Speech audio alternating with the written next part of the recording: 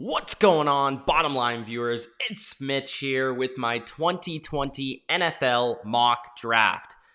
This will be my prediction for how the 2020 NFL draft will shape up, including all the trades that I think are going to go down. And obviously, nobody is going to get this right. So I'm trying to have fun with this mock draft. I'm trying to give you my best prediction, my best thought on where I believe your team will go in this draft. But I'm also trying to provide you with an entertaining mock draft. I'm not just going to give you the same pick that everybody else is giving you. I'm going to provide a little bit of flair, a little bit of flavor for this year's 2020 mock draft. So if you're interested in that, make sure that you do spike the like button and subscribe to the Bottom Line View for more NFL videos just like this. With the number one pick in the NFL draft, of course, the Cincinnati Bengals will select, I'm not going to surprise anybody here, Joe Burrow, quarterback of LSU. Joe Burrow straight up is a stud. Not much else to be said here. He has probably the best pocket presence I have seen from a quarterback on tape since I've started really looking at each class over the past 3 to 4 seasons. He's accurate. He has a good arm, but I think what really stands out to me with Joe Burrow is his confidence, his swagger. I believe he'll be a great leader in the NFL. He's the face of a franchise that you want. And I think the other thing is he has this unique special trait to him on the football field when it comes to extending plays and finding the open receiver. So at number one, the Bengals will select Joe Burrow. No surprises there. The number two pick in the NFL draft is the Washington Redskins, and they're going to select Chase Young. Chase Young is just too much of a stud at the defensive end position, a position that can change an entire team, an entire defense. Ron Rivera is a defensive coach. And really, if you add Chase Young to this defense, to this defensive front, to this front seven, you are going to have one of the best front sevens in the game, no doubt about it. Maybe even the best. Chase Young is this Nick Bosa type changing of your defense. All of a sudden, the Redskins are going to be dynamic defensively and really get after quarterbacks. He's a stud. I mean, physically a freak. You could put him up there with the Clownies, the Garretts, the Bosas that have been drafted highly in recent seasons. He is up there for sure. Chase Young is an absolute beast. Now, this is where things get interesting. At number 3, I actually have a trade. So I don't know if this trade's going to happen. I'm not 100% sure if the Miami Dolphins or the LA Chargers are going to want to trade up with the Detroit Lions, because Detroit has kind of made it known that they're willing to get rid of this pick, move back, collect more picks, and then select their player, because they're not in the market for their quarterback. They have Matthew Stafford, so they're good there. But the Dolphins, the Chargers specifically, are two teams that are looking for franchise quality quarterbacks. And I believe that the team that will actually try to make a move here to secure their guy, secure their franchise quarterback, is going to be the Dolphins. And the reason why is because the Dolphins have the capital to do so. The Chargers, they don't really have that second, third round capital in order to just, okay, we're going to sleep well at night and make sure we get the franchise guy that we want. I think Miami is just going to say, hey, take one of these picks just so we can move up a couple of spots and secure our guy. And now the question remains is, who is that guy going to be? And in my opinion, that guy is going to be Justin Herbert. And the reason is, I think it has a lot to do with the injury of Tua. I think Tua's injury is really going to hurt his stock around the NFL.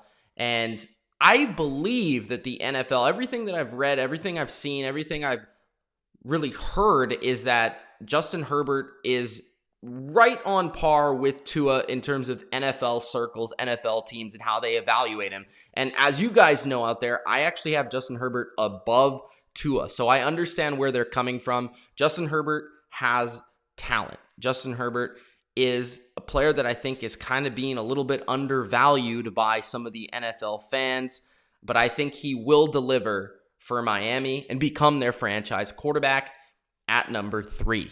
At number 4, the New York Giants. I don't think there's going to be anything special here with the Giants. I don't think they're going to shock anybody and go with like an Isaiah Simmons pick, which has been rumored. I think they're going to stick to the offensive line, the biggest need on their football team, in my opinion, which is the left tackle specific, or I should say the right tackle specifically, as Nate Solder is their left tackle. And I believe it's basically between a couple of players. However, they have it kind of ranked at their tackle position because there's a wide variety of people that have a wide variety of rankings in this tackle class.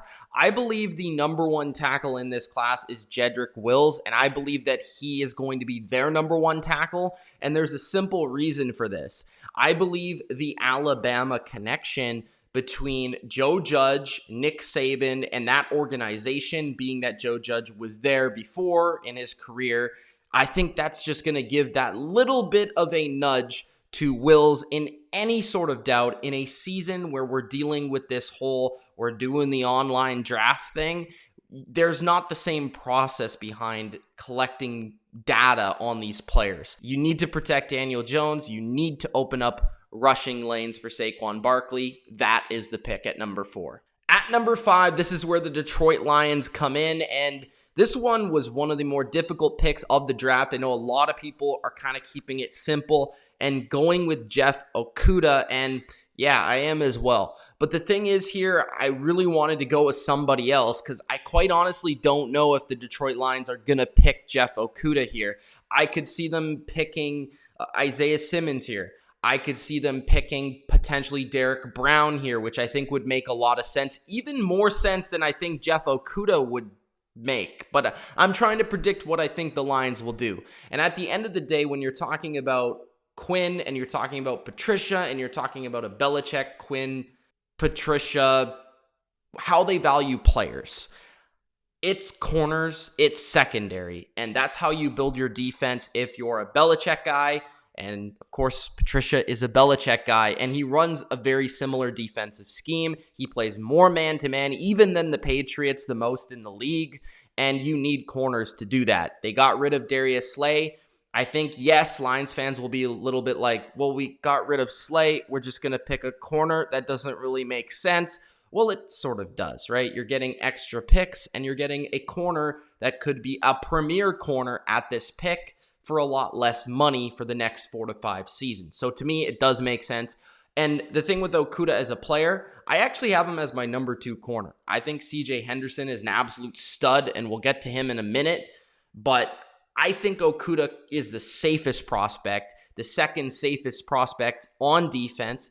And I think that he is a guy that could play elite outside corner or elite slot corner. So either way, he could end up being a premier corner in the NFL here at number 5. Number 6, the LA Chargers. The Chargers, I believe, are going to end up picking whatever quarterback the Dolphins do not select. Now, I could see them picking a tackle, but I just am calling their bluff here. I just can't see them going a season with only Tyrod Taylor as their legitimate option at quarterback. Now, maybe they have Tyrod Taylor and maybe they sign Winston or Cam Newton, who are still free agents out there, and pick a tackle in this spot. They could potentially go that avenue and that route with their pick here and try and win this season.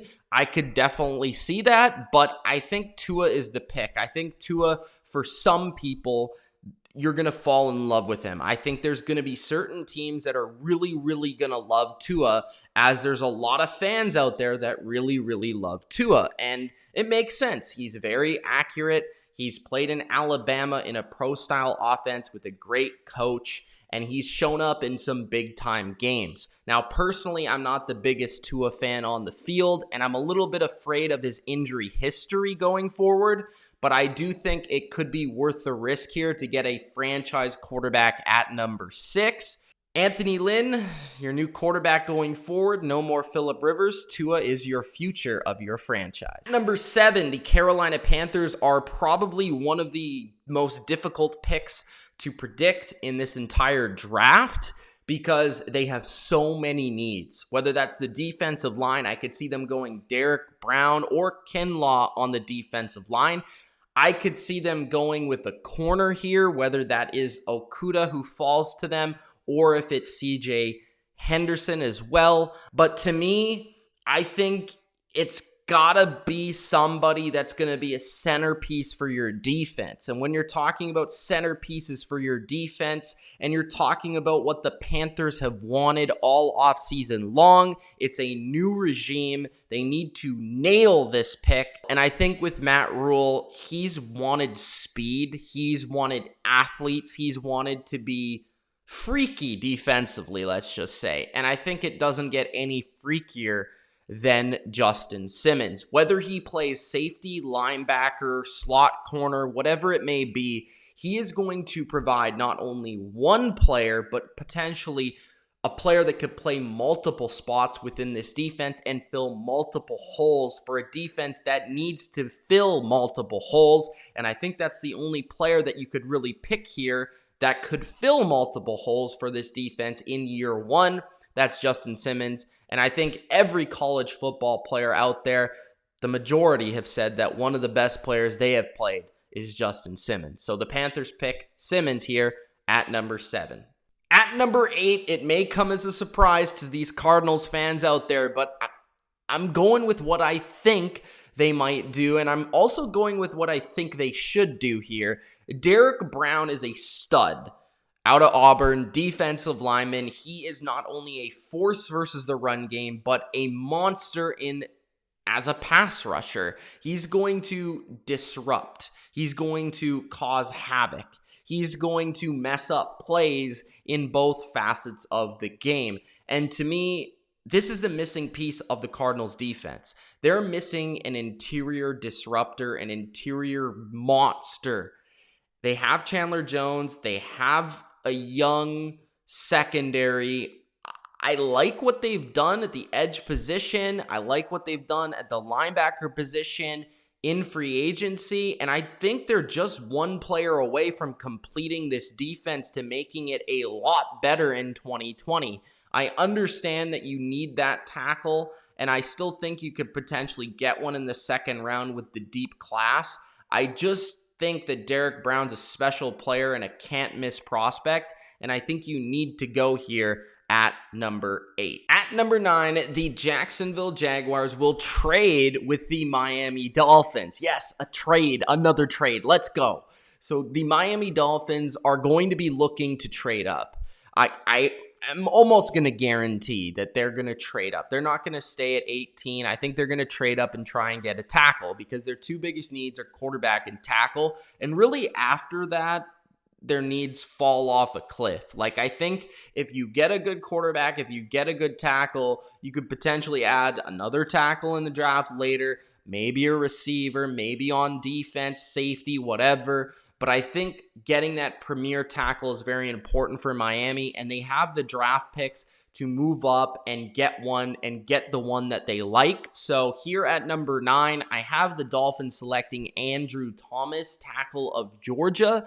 It's not exactly, I don't know who they're going to pick here at tackle, if they like Thomas or if they like a different tackle, possibly Becton here. But I think Thomas is the most pro-ready. I think he also has great technique for the position, and I just believe that he is probably the most can't-miss of all of the tackles and probably the safest, and I just believe that the Dolphins really need a safe pick here and a good, solid player. So even if Thomas doesn't end up being the very best from a potential perspective, he's going to be Still a very good player here and can't miss at number 9. At number 10, I have another trade. So the Cleveland Browns have been basically searching for a trade back. In this situation, they're always open to trading back because they believe in the value, because that's what they do when you're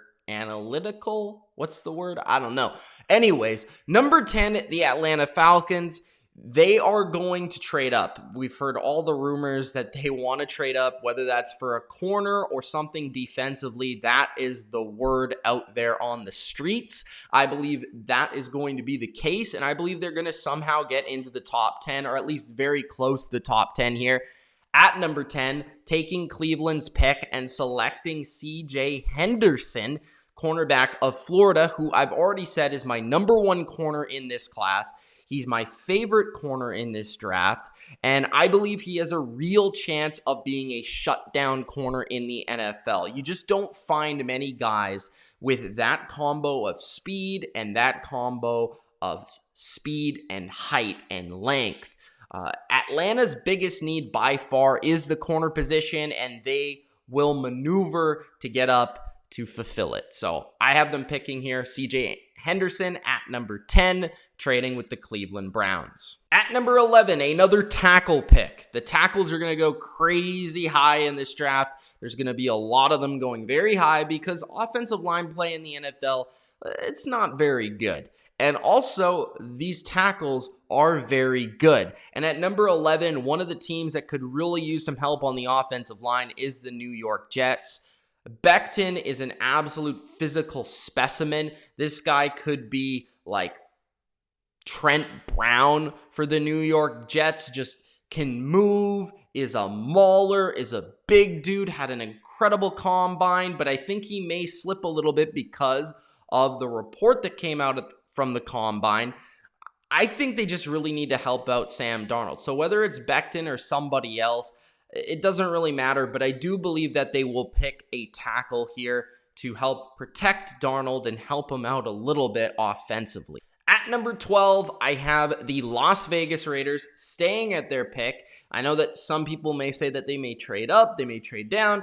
I think that they're going to find this as a really nice spot, kind of like a sweet spot to pick their wide receiver. I think they want a receiver. They want a number 1 target for Derek Carr and for John Gruden's offense. And I think CeeDee Lamb is the choice here from Oklahoma. They just need a number 1 guy, just the go-to guy on third down, the go-to guy in the red zone, the go-to guy that you can throw a screen to and make a play. And that's what CeeDee Lamb is. He's excellent after the catch. He's probably the best in that regard in this draft class. And there's a reason he's also being compared to DeAndre Hopkins when it comes to his contested catch skills. So CeeDee Lamb is my favorite receiver in this draft. I think he's the best receiver in this draft. And he goes to the Raiders as the first receiver off the board here at number 12. At number 13, this guy may not be number 2 for a lot of people in this year's draft. I think some people have Judy ahead of him, his own teammate. But I believe that Ruggs is a stud. I mean, he's just so fast. He has blazing speed. And when I'm thinking about a team that not only needs a receiver, but is also thinking about adding a guy with this amount of speed, I think about the 49ers. The 49ers, you have to think about this, lost the Super Bowl because they simply could not stop Tyreek Hill in the Kansas City offense. So after watching that, you have to think that Kyle Shanahan is going to want a piece of that speed in his offense, that play action, the running game, George Kittle, Deebo Samuel. You add Henry Ruggs to this offense, and you're stretching every defense thin, every different direction. He's an absolute burner, 4.27 speed. He gives Kyle Shanahan something that this offense does not have, and I think it will elevate this offense to the next level. So at number 13, I have Henry Ruggs to the San Francisco 49ers. I could see them dropping back in the draft here, moving back in the draft, but I think if Ruggs is there, they have to take their shot. At number 14, the most popular team in the NFL nowadays, the Tampa Bay Buccaneers. No, not Tampa Bay. I'm not going there. Gronkowski's there. He's back. He's with Tom. Tom's bringing a new culture to Tampa Bay. Of course, they're looking to upgrade this team to win now. I do not believe that they're really going to spend their capital on picks that they do not believe will help them within the next 2 seasons to help them win a Super Bowl. So keeping that in mind, I am going to say that they get a tackle here, and that is Wirfs of Iowa. I could see them going elsewhere, though. I honestly wouldn't be shocked if they went defensively with this pick, if they just took the best player available and said, hey, we have a pretty good team right now. Let's just see the best player that falls to us because all these receivers, all these tackles are going to be picked and people are trading up like crazy to get their guy. Maybe the Bucs could be that team that just says, who's the best player? We're going to take them. But I think with their need at right tackle, they do need to pay attention to that, and they do need to select wisely. So I'm going with Tristan Wirfs here of Iowa, and reason being is he's played right tackle, he's played left tackle, he's versatile in that regard. He could also play guard, and I think really succeed at any of those positions. He has dominant physical traits. I think he could be good as a pass blocker, but dominant as a run blocker. And day one, he'll be a starter at right tackle for Tom Brady's Tampa Bay offense. At number 15, this is perhaps one of my favorite mocked picks of my own mock draft. One of my favorite picks of my own mock draft. The Denver Broncos are going to select a wide receiver in this draft. When I really sat down and I took a look at what they needed, what their needs were, and it really was receiver by a far margin. I know some other people may have like different positions like corner, possibly linebacker or offensive line. But to me, wide receiver really stands out as the position that I think would elevate this team the most. Now, they already have Courtland Sutton. They have Noah Fant. They signed Melvin Gordon. They have Phillip Lindsay, but I do believe that another receiver would take this offense to the next level. Along with the Vic Fangio defense, this team would really look promising going into 2020. So for me, the receiver, actually my number 2 receiver in this draft is Justin Jefferson of LSU. I really like this guy. I just think he's an absolute gamer, and why I like this pick for Denver is because he's a pretty fluid, smooth route runner and receiver overall with great hands. He's great catching in traffic, and he's an excellent slot receiver, which is reason number 1 I like it. Because you have Courtland Sutton outside, Noah Fant at tight end, and you got that guy that could play outside in Jefferson or in the slot where he was amazing with LSU and put up immense production. And he also tested way better than people thought. So I think Jefferson is going to be that receiver that people said, yeah, he was amazing in college, and then all of a sudden he gets to the NFL, and he's like, yeah, he's also amazing in the NFL. We probably should have known. Probably should have even picked him higher. I think that's going to be this guy in this draft class. Justin Jefferson goes to the Denver Broncos. At number 16, the Cleveland Browns, after their trade back with the Atlanta Falcons, have to select here. And this was actually tough because when I sat back and I was like, yeah, I do believe Cleveland's going to trade back, but is 16 honestly too far? Because you want to be able to get that tackle. But I think with some of the picks that they're able to get a little bit later in the draft, I think they're actually going to go with more of a value pick at the tackle position a little bit later on, possibly the second round or possibly the middle rounds there. I think in the first round, they're actually going to address their biggest need defensively, which is the linebacker position. They lost Schobert. They got rid of Kirksey. They really don't have anyone that's a difference maker at this position. And Patrick Queen is a little bit of a question mark at linebacker because he didn't start a lot of games in college, but when he did, he absolutely jumped off the screen and was one of the best defensive players in the entire nation. He's arguably freakier than even Devin White was coming out. And I think he is really, really good in all facets of the game. And I think he's going to give that premier middle linebacker to the Cleveland defense. One of the only pieces they're missing defensively. At number 17, the Dallas Cowboys. And the first thought for me for the Cowboys was I think they need to upgrade their secondary, but specifically corner. I think they're pretty good at safety now that they've signed Clinton Dix.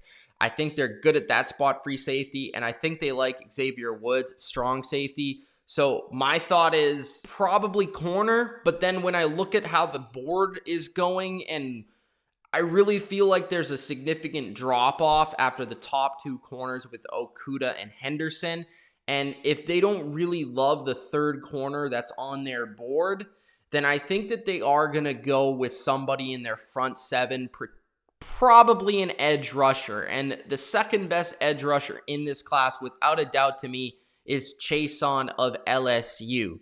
He is just a freaky athlete with extraordinary bend for the position. And being bendy is something that you really need when you are going to be a premier edge rusher. It's like that Von Miller, get your ear to the ground trait that is very rare for pass rushers. Not a lot of people on earth possess it, and Chason is one of those guys that does possess it. So you're talking about Chason, DeMarcus Lawrence on the other side. You added Aldon Smith. You added McCoy, Poe. That's a really nice defensive line going into 2020. And I think you can look at the second round, third round to upgrade your corner position after losing Byron Jones. But with that pass rush, that D-line, I don't think you're really worried too much about your coverage if you're getting after the quarterback the way that you potentially could. There's questions with Chason being a little bit raw, but I think he's such a great athlete and such a rare talent that you have to select him here at 17. At number 18, after a trade with the Miami Dolphins, the Jacksonville Jags hold the number 18 selection, and my pick for them would be Javon Kinlaw of South Carolina, the defensive tackle. I think this is an absolute match made in heaven in terms of a scheme fit. Like, he's perfect for the Seattle scheme up front. I think he could really replace Calais Campbell or Marcel Darius in there, who both left Jacksonville this offseason. I think he should be a top 15 pick, and I think he's arguably a top 10 talent. So getting Kinlaw here at number 18, I think, is an amazing selection. But the way that I look at the board is I just don't think there's a lot of teams that are really in desperate need of a defensive tackle, which allows Jacksonville to pick up more picks, fall back in the draft, and still get the guy that they potentially wanted in the top 10. So that's superb right there for Jacksonville. At number 19, the Las Vegas Raiders, after getting a receiver, are going to be looking for their number 2 need, or their biggest need defensively, which is the cornerback position. And when you're talking about cornerbacks and you're talking about defensive players and you're talking about just players in general that Mike Mayock likes, you're talking about Clemson players. And the cornerback position has a pretty good one. That's A.J. Terrell of Clemson, who played with Mullen, who you drafted last year. So you team them back up. They were one of the best college duos. Now they could be one of the best duos in pro football potentially. So I just love it that the Raiders are going to be able to get an impact player in the passing game offensively and an impact player defensively in the passing game. And that's where you win today in the NFL, especially in a division with Patrick Mahomes. So the Las Vegas Raiders, they get one of their cover corners. At number 20, I have a crazy trade that I hope you didn't see coming. The Baltimore Ravens, as you've noticed, there's a little bit of a Judy falling here in the draft, a Jerry Judy falling in the draft, and the Baltimore Ravens are going to sense it. Their spidey senses are going to be tingling, and they're going to be saying, what if we could get another receiver for Lamar Jackson? Even though there's these knee things, reports coming out about Judy potentially hurting his draft stock, the Ravens are going to be one of those teams that are worth taking an in-depth look to seeing if that's the correct source, what the source is, and then checking, okay, even if there's a risk there, it's worth the risk because Jerry Judy is potentially the best, most refined route runner in this draft class, and he will give you something that Marquise Brown cannot give, and that's more of a slot presence, more of a guy underneath, over the middle, and he can also stretch the field as well. But you add that refined route runner to a speedy guy like Marquise Brown, who's already been working out with Lamar Jackson this offseason. I probably don't think that Judy's actually going to fall this far, but if he actually does, I think a team like the Ravens or a number of these other teams that are wide receiver needy will probably look to trade up, especially one that's in the win now mode, just like Baltimore. So I think this would be a slam dunk, amazing selection for Baltimore. They could go with the offensive line later on. They really don't have a ton of huge needs, and that's why I think they could afford to trade up here for a premier receiver in this draft in Jerry Jeudy. Number 21, the Philadelphia Eagles. Many people think is going to go with a receiver, but because of the run that I already have with receivers, and because Queen is already gone at the linebacker position as well as Isaiah Simmons, I believe the linebacker and receiver positions, yes, while they're needed for Philadelphia, and you could argue they're their two biggest needs, that's fine. I think the safety position is being kind of a little bit overlooked in terms of what it provides the Eagles defense, specifically the Malcolm Jenkins position. Malcolm Jenkins is gone. He's signed with the Saints. They, yes, have Jalen Mills moving over to safety, but do we know that he's necessarily going to be really good and even starting caliber at that position? I'm not exactly sure. I think you should go with the safety and Xavier McKinney from Alabama, who is a lot like Malcolm Jenkins in a way, can play a little bit of slot corner. He can play a little bit in the box. He could play free safety. He could do a little bit of everything. He's a great character guy, just like Malcolm Jenkins. And I think he could add more versatility and more flavor and more just fun to this secondary. You have Slay, Roby Coleman. You add a guy like McKinney who could play a little bit of everything, and I think that would put your secondary and your defense over the top, even more so than just adding a linebacker at this spot. So at number 21, I have McKinney to the Eagles. At number 22, the Minnesota Vikings, the worst kept secret in the entire NFL draft. That is that they need a corner. Rhodes is gone. Waynes is gone. McKenzie is gone. They need a corner, period. End of story. And I think Fulton is the best left on the board from LSU. He has the physical traits. He's a player that I think would fit the Simmer scheme well.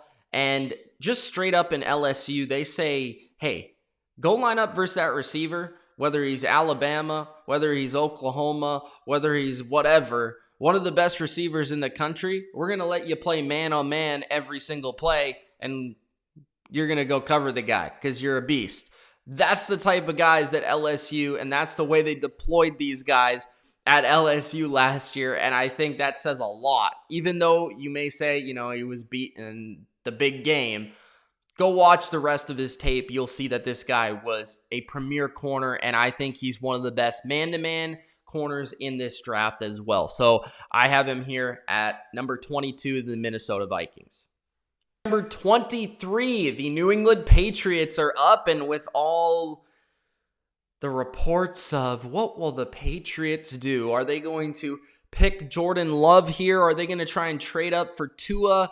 Are they going to make a big move for a quarterback? I say no, sirree. They're not going to do that because they have not put any intention in that they are looking for a quarterback. They are going to go with Stidham.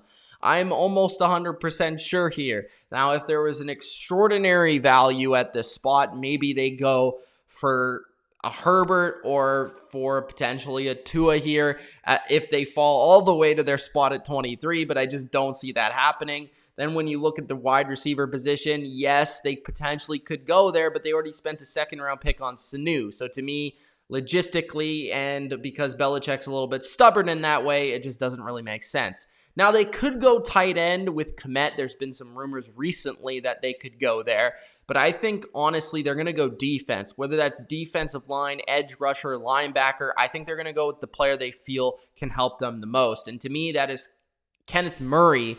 And I believe Kenneth Murray of Oklahoma can help them the most because not only will he help outfill that Jamie Collins role that was left with him leaving to Detroit as an athletic linebacker that can cover, can move, can blitz a little bit, can cover running backs and tight ends. That's the type of guy they need because they have Dante Hightower as more of an edge guy, but is not extraordinary in coverage. Juwan Bentley's a really solid player, but not the quickest or fastest sideline to sideline. I think Murray would give them something their defense currently really doesn't have, and that's an every down linebacker that can cover, can blitz, can play the run. He's a little bit smaller than the typical Patriot linebacker, but I think this guy could be like the Gerard Mayo of this era of football for the Patriots defense. At number 24, the New Orleans Saints. And honestly, coming into this mock draft, I wanted to give the Saints a corner because I really want to see them draft a number 2 corner. But because of the way that I've given everybody else all these corners, I just said that's not the true value on the board. And then I looked at their other needs, and linebacker, the 3 top linebackers are off the board already. Okay. What else is there? Well, maybe defensive end. Well, really, that's not a strength of this draft. So what else could they potentially pick? Maybe they trade back. Maybe they trade up for somebody and really make a shocker there. But I could see them going with a receiver. I think they're going to say, hey, we have Drew Brees, maybe one last year, one last dance, Michael Jordan style. Let's get as many weapons as we potentially can get for this guy. And let's go with T. Higgins, who's a different receiver than we have on our roster. He's more of a jump ball type of receiver. He's 6'4". He has long arms, big hands, can go up and get it, and pretty athletic. You have Jared Cook, Emmanuel Sanders. You have Michael Thomas, Alvin Kamara out of the backfield. Now you add T. Higgins as a red zone threat to that dimension, and I just feel like the Saints are going to be winning a lot of shootouts in the NFC, which is going to be essential, trust me. At number 25, the Minnesota Vikings are up, and I think a lot of people suspect that the Vikings will go with a wide receiver here, but when I was thinking about the Vikings, I was thinking, hey, they are really good at drafting receivers later in the draft. Adam Thielen and Stephon Diggs are 2 examples of that. I believe that they are going to go with a defensive end here.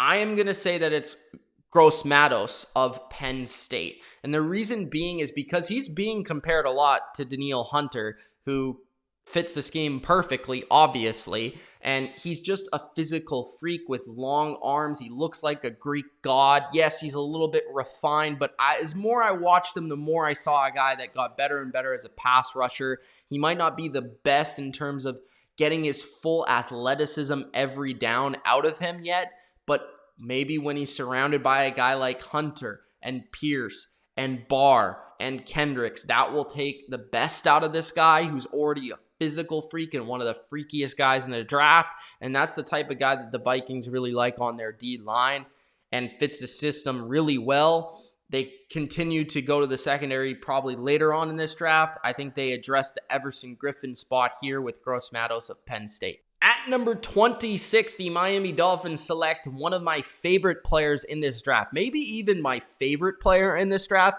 That's Antoine Winfield Jr. of Minnesota. So one pick after Minnesota picks. They don't really need a safety. Winfield goes to the Miami Dolphins, and I have reasoning for this. I think Miami's biggest need defensively is the safety position. I don't think they really have a starter, I would say, on their roster right now. Miami fans may argue with me here, but I feel like Winfield is the type of guy that's essential to the Brian Flores defense. He is kind of like Earl Thomas when I watch him. I mean, the guy looks like he has a rocket up his butt. He's super fast. He's just bolting around. You can't stop. Like when you're watching him, he's just everywhere. He's making plays in the run game in the box. He makes interceptions deep down the field. He covers guys one-on-one in man coverage. He makes big hits. He'll be reckless abandon. That's what I love about him the most. His dad was an all-pro, Pro Bowl corner.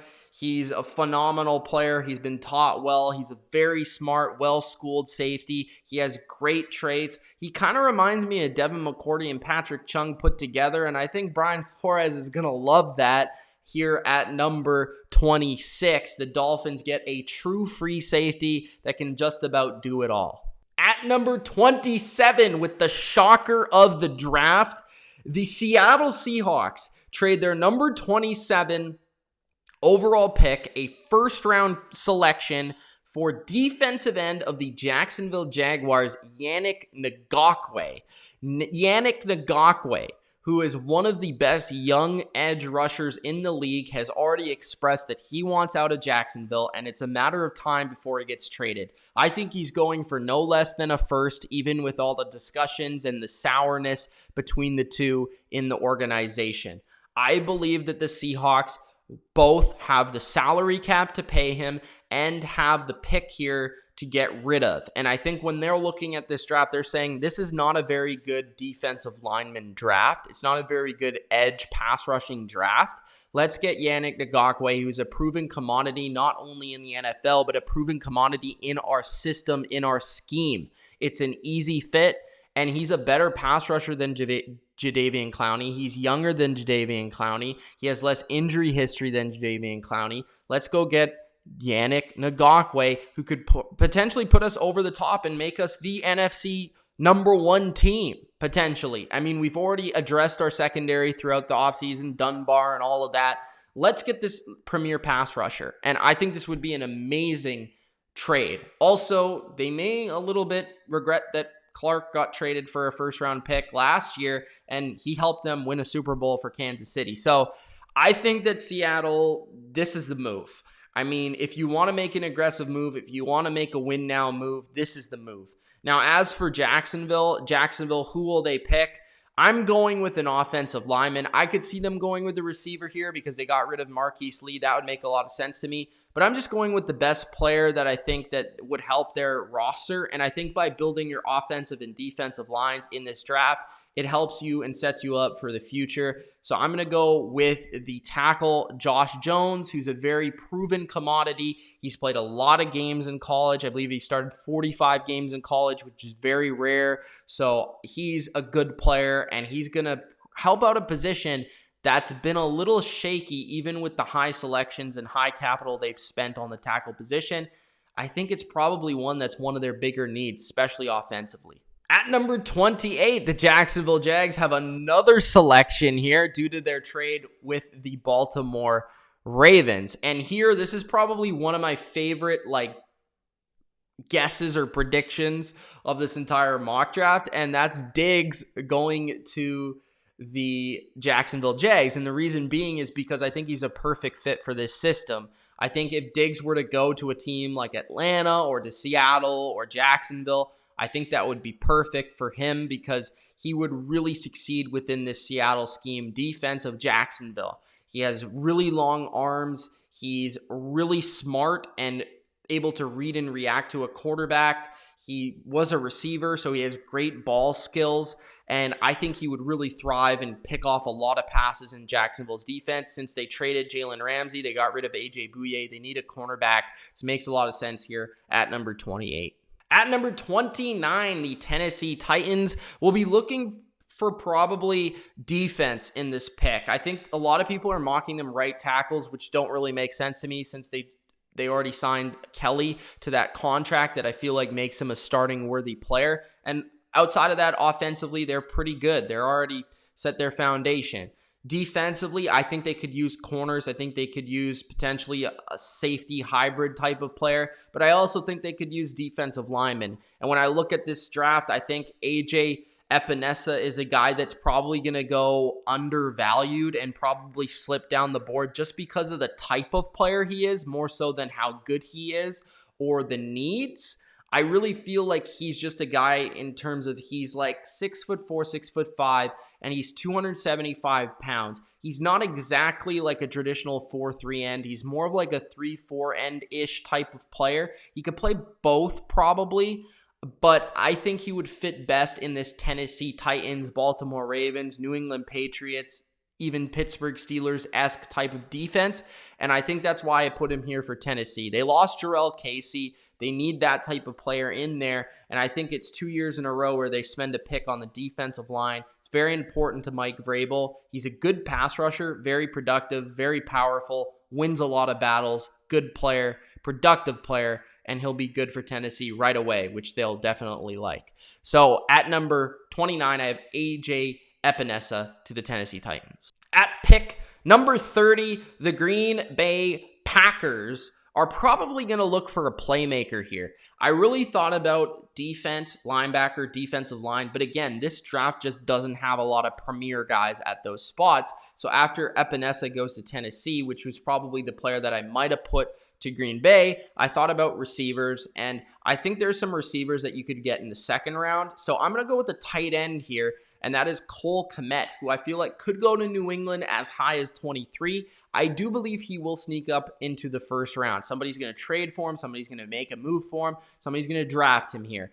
He is athletic. He is very promising. He played baseball for like half of his college career, which took away the time from football, which meant that he isn't really all the way there as a prospect, which means he's the best tight end in this draft, but he still has a ton of potential. He's 6'6", 262, basically the frame of Rob Gronkowski.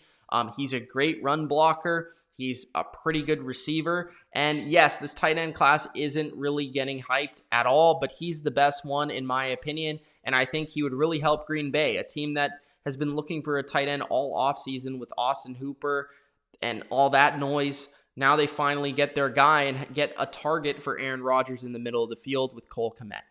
At pick number 31, I have a crazy trade that I just really hope happens. This is more like a fanboy pick.